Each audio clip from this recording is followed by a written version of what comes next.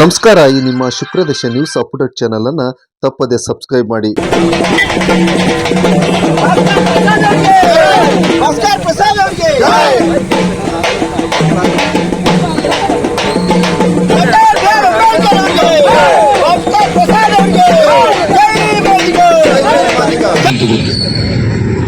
ಹಾಗೆ supreme court ಆದೇಶ ಮಾಡಿ 9 ತಿಂಗಳಾಯ್ತು ಒಳ ಮೀಸಲಾತಿ ಜಾರಿ ಮಾಡಿ. ಆಂಧ್ರದವ್ರ ಕೈಲಾಗುತ್ತೆ, ತೆಲಂಗಾಣದವ್ರ ಕೈಲಾಗುತ್ತೆ, ಕರ್ನಾಟಕದವ್ರು ಆಗೋದಿಲ್ಲ ಅಂತಂದ್ರೆ ಅದೇನ್ ಸಾಧನೆ? ಆ ಸಾಧನೆ ಯಾಕೆ ಒಳಗೆ ಹೋಗಿದ್ರು ನನಗೂ ಗೊತ್ತಿಲ್ಲ. ಸಾಧನೆ ಅಂತಂದ್ರೆ ಇಡೀ ಕರ್ನಾಟಕದ ಜನ ಆ ಸಾಧನೆಯ ಪ್ರತಿಫಲವನ್ನು ಹೊಂದಿದವರಾಗಿರ್ಬೇಕು. ಬಹುಶಃ ಅವ್ರ ಪಕ್ಷ ರಾಜಕಾರಣಿಗಳು ಅವ್ರ ಸಾಧನೆಗಳಾಗಿರೋದನ್ನ ನಿಮ್ಮ ಮುಂದೆ ಬಿಂಬಿಸಕ್ಕೆ ಬಂದಿದ್ದಾರೇನೋ. ಇವತ್ತು 4 ಲಕ್ಷ ಜನ ಸೇರಿದರೆ ನಮ್ಮ ಕಾರ್ಯಕ್ರಮದಲ್ಲಿ ಸಿದ್ದರಾಮಯ್ಯ ಹೇಳ್ತಾ ಇದ್ರು, ಎದೆ ಮೇಲೆ ಕೈ ಕಂಡು ಹೇಳಿ ಎಲ್ಲರೂ ಪ್ರಾಮಾಣಿಕವಾಗಿ ಬಂದಿದ್ದಾರೆ, ನೇರವಾಗಿ ಬಂದಿದ್ದಾರೆ, ಯಾರಿಗೇನು ಕೊಟ್ಟಿಲ್ಲ, ಯಾರಿಗೆ ಬಸ್ ಕಳಿಸಿಲ್ಲ ಅಂತ. 2,000-2,500 ಬಸ್ಗಳನ್ನ ತಯಾರು ಮಾಡಿದ್ದಾರೆ. ಬೆಂಗಳೂರಿನಲ್ಲಿ ನಮ್ಮ ಸಮಾವೇಶ ನಡೆದವರು ಕೂಡ ಒಂದು 12,000-15,000 ಜನ ಬಂದಿದ್ರು. ಯಾರಿಗಾದ್ರೂ ಒಬ್ರು ಒಂದು ಸೈಕಲ್ ಕೊಡಿಸಿರ್ಲಿಲ್ಲ, ತಾವೇ ಎಲ್ಲ ಬಸ್ ಹಾಕೊಂಡು ಬಂದಿದ್ರು. ಅದು ಸಾಧನೆ ಸಮಾವೇಶ ಅಂತ. ಇರ್ಲಿ, ಆ ವಿಚಾರದಿಂದ ಹೊರಗಡೆ ಮಾತಾಡೋದಾದ್ರೆ ಪತ್ರಕರ್ತ ಮಿತ್ರರಲ್ಲಿ ನಾನು ಮಳೆ ಇರೋದ್ರಿಂದ 2 ಮಾತನ್ನು ಮುಗಿಸ್ಬಿಡ್ತೀನಿ. ಇದು ಕೇವಲ ಒಳ ಮೀಸಲಾತಿಯನ್ನ ಜಾರಿ ಮಾಡಬೇಕು ಅಂತ ಹೊರಟಿರುವಂತಹ ಯಾತ್ರೆ ಮಾತ್ರ ಅಲ್ಲ. ಒಳ ಮೀಸಲಾತಿಯ ಹೆಸರಿನಲ್ಲಿ ನಡೀತಿರುವಂತಹ ಮೋಸವನ್ನು ಕೂಡ ನನ್ನ ಜನಕ್ಕೆ ತಿಳಿಸ್ತಾ ಸರ್ಕಾರದ ವಿರುದ್ಧವಾಗಿ ನಾವು ಪ್ರತಿಭಟಿಸುವಂತಹ ಒಂದು ರಥಯಾತ್ರೆ. ಒಳ ಮೀಸಲಾತಿ ಮಾತ್ರ ಜಾರಿ ಮಾಡಿ ಅಂತಂದಿದ್ರೆ ನಮ್ಮ ಮಾಜಿ ಸಚಿವ ಎಚ್ ಆಂಜನೇಯ ಅವರು ಎಲ್ಲ ಜಿಲ್ಲೆಗಳಿಗೆ ಹೋಗ್ತಾ ಇದ್ರಲ್ಲ, ಸಮೀಕ್ಷೆಯಲ್ಲಿ ಭಾಗವಹಿಸಿ ನಮ್ಮ ಸರ್ಕಾರ ಚೆನ್ನಾಗಿ ಕೆಲಸ ಮಾಡ್ತಾ ಇದೆ, ಸಮೀಕ್ಷೆಯಲ್ಲಿ ಭಾಗವಹಿಸಿ ನಮ್ಮ ಸರ್ಕಾರ ಒಳ ಮೀಸಲಾತಿ ಜಾರಿ ತರುತ್ತೆ, ಸಮೀಕ್ಷೆಯಲ್ಲಿ ಭಾಗವಹಿಸಿ ನನ್ನ 2ನೇ ಅಂಬೇಡ್ಕರ್ ಯಾರು ಸಿದ್ದರಾಮಯ್ಯ ಅಂತ ಹೇಳ್ಕೊಂತಿದ್ರಲ್ಲ, ಆ ತರ ಕೆಲಸ ನಾವು ಮಾಡ್ಬಿಡ್ಬೋದು. ಇಲ್ಲಿಯವರೆಗೂ ಒಳ ಮೀಸಲಾತಿಯಲ್ಲಿ ಬಹಳ ದೊಡ್ಡ ಗಟ್ಟಿ ಧ್ವನಿ ಯಾರಾಗಿದ್ರು ರಾಜಕಾರಣಿಯಲ್ಲಿ ಅಂತಂದ್ರೆ ಎಚ್ ಆಂಜನೇಯರೇ ಆಗಿದ್ರು. ಅದ್ರ ಬಗ್ಗೆ 2ನೇ ಮಾತೇ ಇಲ್ಲ. ಯಾವ KH ಮುನಿಯಪ್ಪ, RB ತಿಮ್ಮಾಪುರಂತಹ ರಣಹೇಡಿಗಳ ಬಗ್ಗೆ ಒಬ್ಬ ಧೀಮಂತ ನಾಯಕ ಯಾರಾದ್ರೂ ಇದ್ದಿದ್ರೆ ಅದ್ರ ನಮಗೆ ಅದು ಎಚ್ ಆಂಜನೇಯರೇ ಆಗಿದ್ರು. ಆದ್ರೆ ಬಡ್ತಿ ನೇಮಕಾತಿಯನ್ನ ಮಾಡ್ತಾ ಇಲ್ಲ, ಒಳ ಮೀಸಲಾತಿ ಇಲ್ಲದಂತಹ ಯಾವುದೇ ಬಡ್ತಿಯನ್ನ ನಾವು ನೀಡೋದಿಲ್ಲ. ಒಂದ್ ವೇಳೆ ನಮಗೆ ಗೊತ್ತಿಲ್ಲ ಯಾವುದೇ ಬಡ್ತಿ ನೀಡಿದ್ರೆ ಅದನ್ನ ರದ್ದು ಮಾಡ್ತೀನಿ ಅಂತ ಸುಳ್ಳು ಹೇಳುವಂತಹ ಒಬ್ಬ ನಯವಂಚಕ ಮುಖ್ಯಮಂತ್ರಿ ಸಿದ್ದರಾಮಯ್ಯನವ್ರನ್ನ 2ನೇ ಅಂಬೇಡ್ಕರ್ ಅಂತ ಹೇಳ್ಕೊಂಡು ತಿರುಗಿದಂತಹ ಆಂಜನೇಯವ್ರನ್ನ ನಾನು ಈ ಸಂದರ್ಭದಲ್ಲಿ ಕಡಾಖಂಡಿತ ಖಂಡಿಸ್ತೇನೆ. ಅವ್ರ ಬಗ್ಗೆ ಅಪಾರವಾದ ಗೌರವ ಇಟ್ಕೊಂಡು ಹೇಳ್ತೀನಿ. ನಮ್ಮ ಮಾದಿಗ ಸಮುದಾಯದ ಒಬ್ಬ ಧೀಮಂತ ರಾಜಕಾರಣಿ ಪ್ರತೀಕ, ಅವರು ಈ ರೀತಿಯಾಗಿ ಹೋಗಿ ಒಬ್ಬ ನಯವಂಚಕ ಸಿದ್ದರಾಮಯ್ಯನ, ಒಬ್ಬ ಮೋಸಗಾರ, ಒಬ್ಬ ನಂಬಿಕೆ ದ್ರೋಹಿ ಮುಖ್ಯಮಂತ್ರಿಯನ್ನ ಅಂಬೇಡ್ಕರ್ ಅವರಿಗೆ ಹೋಲಿಸಿ ಮಾತಾಡುವಂತ ಒಂದು ಕೃತ್ಯವನ್ನ ಬಿಡಬೇಕು ಅನ್ನೋದೊಂದು ನಿಮ್ಮ ಜಗಳೂರು ಜನರ ಪರವಾಗಿ ನಾನು ಆಂಜನೇಯವರಲ್ಲಿ ಆಗ್ರಹಿಸ್ತಾ ಇದ್ದೀನಿ. ಒಳ ಮೀಸಲಾತಿಯನ್ನ ಜಾರಿ ಮಾಡೋದಕ್ಕೆ 9 ತಿಂಗಳು ಬೇಕಾಗಿತ್ತು. ಈ ಒಂದು ಸಮೀಕ್ಷೆ ಅಗತ್ಯ ಇತ್ತು. ನಾವೆಲ್ಲರೂ ಸಮೀಕ್ಷೆಯಲ್ಲಿ ಅನಿವಾರ್ಯ ಭಾಗವಹಿಸಬೇಕಾಯ್ತು, ಒಪ್ಕೊಂಡ್ವಿ, ಮಾಡಿದ್ವಿ. ಆದ್ರೆ ನಿಜ ಹೇಳಿ ಸಮೀಕ್ಷೆ ಅಗತ್ಯ ಇತ್ತು. ಬೆಂಗಳೂರಿನಲ್ಲಿ ಸಮೀಕ್ಷೆ ನಡೆದೇ ಇಲ್ಲ ಸರಿಯಾಗಿ. ಮತ್ತೆ ಸರಿಯಾದ ಅಂಕಿಅಂಶ ತಗೊಂಡು ನಮ್ಗೆ ನ್ಯಾಯ ಕೊಡೋದು ಹೇಗೆ? ಈಗ ಸಮೀಕ್ಷೆ ಆಯ್ತು, ಒಳ ಮೀಸಲಾತಿ ಜಾರಿ ಆಗೋದು ಕೊಟ್ಬಿಡ್ತಾರೆ ಅಂತ ನಂಬ್ಕೊಂಡು ಕೂತಿದ್ರೆ ಹಾಗಾದ್ರೆ ಇಂಥ ಸಮೀಕ್ಷೆಗಳು, ಇಂಥ ಒಣಮಾತಿನ ಪ್ರತಿಷ್ಠೆಗಳು ಅದು ಎಷ್ಟಾಗೋಗಿದಾವೋ ಈ ಸರ್ಕಾರದ. ಸದಾಶಿವ ಆಯೋಗದ ರಿಪೋರ್ಟ್ ಸಬ್ಮಿಟ್ ಮಾಡುವಾಗ ನಾವೆಲ್ಲರೂ ಆಸೆ ಪಟ್ಟಿದ್ದು ರಿಪೋರ್ಟ್ ಸಬ್ಮಿಟ್ ಆಗ್ಬಿಡ್ತಿಲ್ಲ, ಇದೇನ್ ಜಾರಿ ಆಗ್ಬಿಟ್ಟಿದೆ. ಅವನು ವರದಿ ರಿಪೋರ್ಟ್ ಸಬ್ಮಿಟ್ ಆದಾಗ 9% ಮಾದಿಗರು ಅಂತ ಹೇಳಿದ್ರು, ನಮಗೂ ಪರ್ಸೆಂಟೇಜ್ ಸಿಕ್ಬಿಡ್ತದೆ ಅಂತ. ಹಾಗೆ ಮಧುಸ್ವಾಮಿ ಆಯೋಗದ ವರದಿ ರಿಪೋರ್ಟ್ ಸಬ್ಮಿಟ್ ಆದಾಗ ಅದರಲ್ಲೂ 6% ಹೇಳಿದ್ರು, ಸದ್ಯ ಇವರಾದ್ರೂ ಮಾಡ್ಬಿಡ್ತಾರೇನೋ ಅಂತ. ಕಾಂತರಾಜ್ ಆಯೋಗದ ವರದಿ ಬಂತು, ಅದರಲ್ಲೂ ಕೂಡ ಅಂಕಿ ಸಂಖ್ಯೆಗಳು ಬಂತು, ಅದನ್ನಾದ್ರೂ ಇಟ್ಕೊಂಡು ಮಾಡ್ತಾರೆ ಅಂತ ಕನ್ಸ್ಕೊಂಡಿದ್ವಿ. ನೋಡಿ, ನಮ್ಮ ಹತ್ರ ಅವನೂರು ವರದಿ ಇದೆ, ಸದಾಶಿವ ಆಯೋಗದ ವರದಿ ಇದೆ, ಮಾಧುಸ್ವಾಮಿ ರಿಪೋರ್ಟ್ ಇದೆ, ಕಾಂತರಾಜ್ ಆಯೋಗದ ರಿಪೋರ್ಟ್ ಇದೆ. ಇದೆಲ್ಲದರಲ್ಲೂ ಒಲೆ ಮಾದಿಗರು, ಭೂಮಿ, ಕೊರ್ಮ, ಕೊರ್ಚರ ಅಂಕಿ ಸಂಖ್ಯೆಗಳಿದ್ದಾವೆ. ಅದೆಲ್ಲವನ್ನು ಆವರೇಜ್ ತೆಗೆದ್ರೆ ಅದೇ ಎಂಪಿರಿಕಲ್ ಡಾಟಾ. ಅದೆಲ್ಲದರಲ್ಲೂ ಆವರೇಜ್ ತೆಗೆದ್ರೆ ಮುಗಿದಿತ್ತು, ಅದೇ ದತ್ತಾಂಶ. ಅದನ್ನ ತಗೊಂಡು ಚಾಲನೆ ಮಾಡಿದ್ರೆ ಯಾವ ಕೋರ್ಟು ಕೂಡ ಅದನ್ನ ಅಮಾನ್ಯ ಅಂತ ಇರಲಿಲ್ಲ. ಯಾಕೆಂದ್ರೆ 4-5 ಜನರ ಸಮಿತಿಯಿಂದ ತೆಗೆದಂತಹ ಅಂಕಿಅಂಶ ಅದು. 4-5 ಜನರ ಒಟ್ಟು ಅಭಿಪ್ರಾಯ, ಒಬ್ಬರದಲ್ಲ. ಈಗ ಪರಮೇಶ್ವರ್ ಹೇಳಿದಾಗೆ ನಾವು ಸದಾಶಿವ ಆಯೋಗದ ವರದಿಯನ್ನು ಒಪ್ಪಲ್ಲ, ಅದು ಅವೈಜ್ಞಾನಿಕ, ಬೇಡ ಒಪ್ಪಬೇಡ. DK ಶಿವಕುಮಾರ್ ಅವರು ಹೇಳೋದು ಕಾಂತರಾಜ್ ಆಯೋಗದ ವರದಿಯನ್ನು ಒಪ್ಪಲ್ಲ, ಅದು ಅವೈಜ್ಞಾನಿಕ.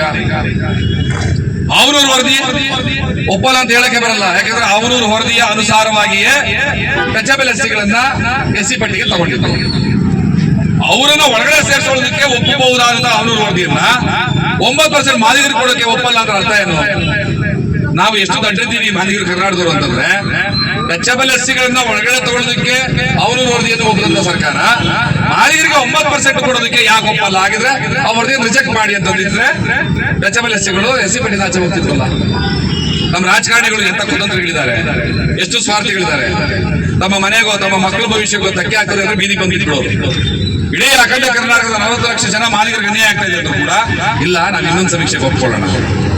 ಯಾಕೆ ಅಂತ ಒಂದು ಪ್ರಶ್ನೆಗೆ ಇಲ್ಲಿವರೆಗೂ ಯಾರು ಉತ್ತರ ಕೊಟ್ಟಿಲ್ಲ. ನಿಮಗೆ ಗೊತ್ತಿರಲಿ, ನಾಗಮೋಹನ್ ದಾಸ್ ಆಯೋಗದ ವರದಿ ಯಾಕೆ ಬೇಕು, ಏನಾಗೋದ್ರ ಅಗತ್ಯ ಇದೆ, ಇರುವಂತಹ ವರದಿಗಳ ಆಧಾರದಲ್ಲಿ ದತ್ತಾಂಶ ಹೆಂಗ್ ತೆಗಿಬಹುದು ಅಂತ ನಾವು ತೋರಿಸ್ಕೊಡ್ತೀವಿ ಸರ್ಕಾರಕ್ಕೆ ಅಂದಾಗ ಸರ್ಕಾರ ಅದನ್ನ ಹೌದು ಅನ್ನಿಲ್ಲ, ಇಲ್ಲ ಅನ್ನಿಲ್ಲ, ಇನ್ನೊಂದು ಸಮೀಕ್ಷೆಯನ್ನ ತಲೆ ಮೇಲೆ ಹಾಕಿದೆ. ಈ ಸಮೀಕ್ಷೆ ವರದಿ ಬಂದ ಕೂಡಲೇ ಕೂಡ ಜಾರಿ ಆಗ್ಬಿಡುತ್ತೆ ಅಂತ ಕನಸನ್ನ ಕಟ್ಕೊಳಕ್ ಹೋಗ್ಲೇಬೇಕು. ಇದಂತ ನೈವಂಚಕ, ಅಂತ ಮೋಸಗಾರ ಸರ್ಕಾರ. ಜೂನ್ 9ಕ್ಕೆ ನಾವು ಅಂತಿಮ ಗಡುವು ಕೊಟ್ಟಿದ್ದೀವಿ. ಇದೇ ಮೇ 31ಕ್ಕೆ ನಾಗಮೋಹನ್ ದಾಸ್ ಅವರು ವರದಿ ಸಲ್ಲಿಸೋದಕ್ಕೆ ಕೊನೆ ದಿವಸ. ವರದಿ ಸಲ್ಲಿಸಿದ್ರೆ 9 ದಿವಸ ಗ್ಯಾಪ್ ಇದೆ. ಆ 9 ದಿವಸದಲ್ಲಿ ಇದನ್ನ ಜಾರಿ ತರೋದು ದೊಡ್ಡ ವಿಚಾರ ಇರಲ್ಲ. ಅದ್ರ ತರ್ತಾರ ಅಂತಂದ್ರೆ ತರಲ್ಲ. ಇದಂತ ಫಂಡಿಗೆಟ್ ಸರ್ಕಾರ ಅಂತಂದ್ರೆ ಈ ಸರ್ಕಾರದ ಜೊತೆಯಲ್ಲಿ ಕೈ ಜೋಡಿಸಿರುವಂತಹ ನಮ್ಮ ಸಮುದಾಯದ ಬ್ರೋಕರ್ಗಳ ಕಾರಣ. ನಾನು ಒಳ ಮೀಸಲಾತಿ ಹೋರಾಟಗಾರ ಅಂತ ಹೇಳ್ಕೊಂಡು ಕಾಂಗ್ರೆಸ್ನ ಜಮಾ ಮಾಡೋರು, ನಾನು ಮಾದಿಗ ಸಮುದಾಯದ ಲೀಡರ್ ರಾಜಕಾರಣಿ ಅಂತ ಹೇಳ್ಕೊಂಡು ಕಾಂಗ್ರೆಸ್ನ ಹೈಕಮಾಂಡ್ ಮುಟ್ಟೆಕ್ಕೋರು, ಬರೀ ಇಂಥವರೇ ಇರೋದ್ರಿಂದ ಅವರು ಮಾತ್ರ ಅವರೇ ನಮ್ಮ ಜೊತೆ ಇರ್ಬೇಕಾದ್ರೆ ಸಮುದಾಯ ಯಾಕೆ ಮಾತಾಡ್ಬೇಕು ಅಂತ ನಮ್ಗೆ ಅನ್ಯಾಯ ಮಾಡ್ತಾ ಇದ್ರೆ ಅದ್ರ ಪರಿಣಾಮ ನಾವು 35 ವರ್ಷ ಅನ್ಯಾಯವನ್ನು ಅನುಭವಿಸಿರೋದು. ನಮ್ಮ ರಾಜಕಾರಣಿಗಳು, ನಮ್ಮ ಒಳ ಮೀಸಲಾತಿ ಹೋರಾಟಗಾರರು ಏನೇನಿಸ್ಕೊಂಡು ನೆಟ್ಟಿಗಿದ್ದಿದ್ರೆ ಈ ಅನ್ಯಾಯ ಯಾವತ್ತೂ ಆಗ್ತಾ ಇರಲಿಲ್ಲ.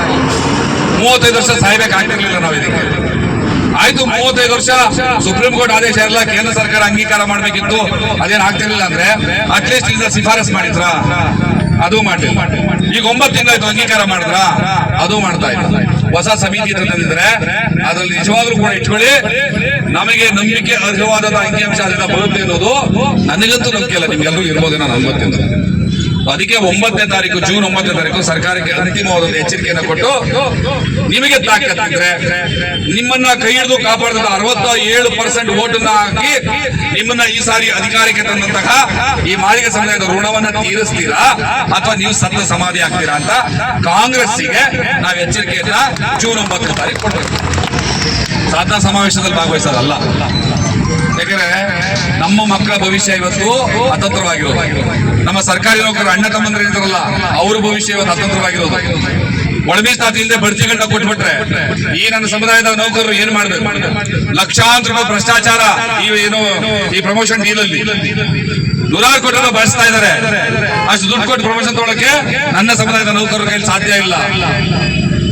ಹಾಗಾಗಿ ಅಧಿಕಾರಿಗಳು ಚುನಾವಣೆ ಸಂದರ್ಭದಲ್ಲಿ ಇವರಿಗೆ ಸಹಾಯ ಮಾಡಿದಾರಂತೆ ಕಾಂಗ್ರೆಸ್ನವ್ರಿಗೆ. ಹಾಗಾಗಿ ನಾನು ಕ್ರಾಸ್ ಮಾಡ್ಕೊಳ್ಳಿ ಬಿಡ್ರಿ, ಪ್ರಮೋಷನ್ ಅಲ್ಲಿ ಬಿಟ್ಬಿಟ್ಟವ್ರಂತೆ, ಅದನ್ನ ತಡೆಯಲ್ವ? ಇದನ್ನ ನಾವು ಒಪ್ಕೋಬೇಕು. 40 ಲಕ್ಷ ಜನ ಮಾದಿಗರು ಈ ಕಾಂಗ್ರೆಸ್ ಪಕ್ಷದ ಗುಲಾಮಗಿರಿತನವನ್ನ, ಭ್ರಷ್ಟಾಚಾರತನವನ್ನ ನಾವು ಒಪ್ಕೋಬೇಕು. Cross ಮಾಡ್ಕೊಳ್ಳಕ್ಕೆ ಬಿಡ್ಬೇಕಂತೆ promotion. ಇದನ್ನ ನನ್ನ ಗೌರವ ಅಂತ ಆಂಜನೇಯರು ಹೇಳ್ತಾರೆ. ಅಧಿಕಾರಿಗಳನ್ನ ಕಮಿಟ್ ಮಾಡ್ಕೊಂಡ್ಬಿಟ್ಟವ್ರೆ, ಅದನ್ನ ತಡೆಯಕ್ಕಾಗಲ್ಲ ಬಿಡಪ್ಪ, ಅಸಹಾಯಕನಾಗ್ಬಿಟ್ಟಿದ್ದೀನಿ ನಾನು ಅಂತ. ಇಂಥ ಒಂದು ಅಸಹಾಯಕತೆಗೆ ದೂಡುತ್ತೆ ನಮ್ಮ ನಾಯಕರನ್ನ ಕಾಂಗ್ರೆಸ್ ಅಂತಂದ್ರೆ ಇದಕ್ಕೆ ತಕ್ಕ ಬುದ್ಧಿ ಕಲಿಸದೆ ಹೋದ್ರೆ ನಾವಂತೂ ಉದ್ಧಾರ ಆಗಲ್ಲ, ನಮ್ಮ ಮಕ್ಕಳು ಭವಿಷ್ಯ ಉದ್ಧಾರ ಆಗಲ್ಲ. ಹಾಗಾಗಿ ಜೂನ್ 9ನೇ ತಾರೀಕು ಜಗಳೂರಿನಲ್ಲಿ ಇವತ್ತು ಏನ್ ತಪ್ಪಾಗಿದೆ ದಯವಿಟ್ಟು ಅದನ್ನ ಮಾಡಬೇಡಿ. ನೀವೆಲ್ಲರೂ ಕೈ ಮುಗಿ ಪ್ರಾರ್ಥನೆ ಮಾಡ್ತೀವಿ. ಸಾವಿರಾರು ಸಂಖ್ಯೆಯಲ್ಲಿ ಇಡೀ ಜಗಳೂರು ತಾಲೂಕಿನ ಎಷ್ಟು ಪಂಚಾಯತಿಗಳಿದ್ದಾವೆ, ಪ್ರತಿ ಪಂಚಾಯತಿಯಿಂದ ಒಂದಷ್ಟು ವೆಹಿಕಲ್ಗಳು ಬೆಂಗಳೂರು ತಲುಪಬೇಕಾದ್ರೆ, ಬೆಂಗಳೂರು ಅಂತ ನಿಮಗೆ ಬಹಳ ದೂರ ಅಲ್ಲ. ಸರ್ಕಾರವನ್ನ ಅವತ್ತು ಅಂತಿಮವಾಗಿ ಎಚ್ಚರಿಸೋಣ. ಒಳ ಮೀಸಲಾತಿಯನ್ನು ಜಾರಿ ಮಾಡ್ತೀರಾ ಅಥವಾ ನಿಮ್ಮ ಸರ್ಕಾರದ ಹಣವನ್ನು ಎತ್ಕೊಂಡು ನಾವು ಮನೆಗೆ ಹೋಗ್ಬೇಕಾಗ್ತದೆ. ಆ ನಂತರ ZPTPಗಳಲ್ಲಿ ಅದ್ ಹೆಂಗೆ ಊರುಗಳಿಗೆ ಬರ್ತಾರೋ ನೋಡ್ತೀವಿ ಅನ್ನೋ ಎಚ್ಚರಿಕೆಯನ್ನು ನೀವು ಕೊಡ್ಬೇಕು. ಇಲ್ಲದೆ ಹೋದ್ರೆ ನಮ್ಗೆ ಗೆಲುವಾಗಲ್ಲ. ಸರ್ಕಾರ ನಮ್ಮ ಪರವಾಗಿದೆ, ಮುಖ್ಯಮಂತ್ರಿಗಳು ನಮ್ಮ ಪರವಾಗಿದ್ದಾರೆ, ನಾವು ಅವ್ರನ್ನ ಓಲೈಸೋಣ ಬೇಡಣ. ಎಷ್ಟು ವರ್ಷ ಓಲೈಸಬೇಕು? ಈ ರೀತಿಯಾದಂತಹ ಓಲೈಕೆ ಬೇಕಾಗಿಲ್ಲ. ಇದು ಯಾರ ಅಪ್ಪನ ಮನೆ ಆಸ್ತಿ ಅಲ್ಲ, ನಮ್ಮಪ್ಪಂದು. ನಿನ್ ಕೈಲಿದೆ ಇವತ್ತು, ಕೊಡ್ತೀಯಾ ಅಥವಾ ನಾನು ಕಿತ್ಕೊಳ್ಳ? ಈ ಎರಡೇ ಎಚ್ಚರಿಕೆಯನ್ನು ಕೊಡ್ಬೇಕಾಗಿದೆ. ಆ ನಿಟ್ಟಿನಲ್ಲಿ ನೀವೆಲ್ಲರೂ ಈ ಹೋರಾಟದ ಕೈಗೆ ಕೈ ಹಾಕ್ಬೇಕು. ಮತ್ತೆ ನಾನೇನೋ ಹೊರಟಾಗಿ ಮಾತಾಡಿದ್ರೆ ತಪ್ಪು ತಿಳ್ಕೊಂಡ್ರೆ ತಿಳ್ಕೊಳ್ಳಿ, ನನಗೇನು ಮಾಡಕ್ಕಾಗಲ್ಲ.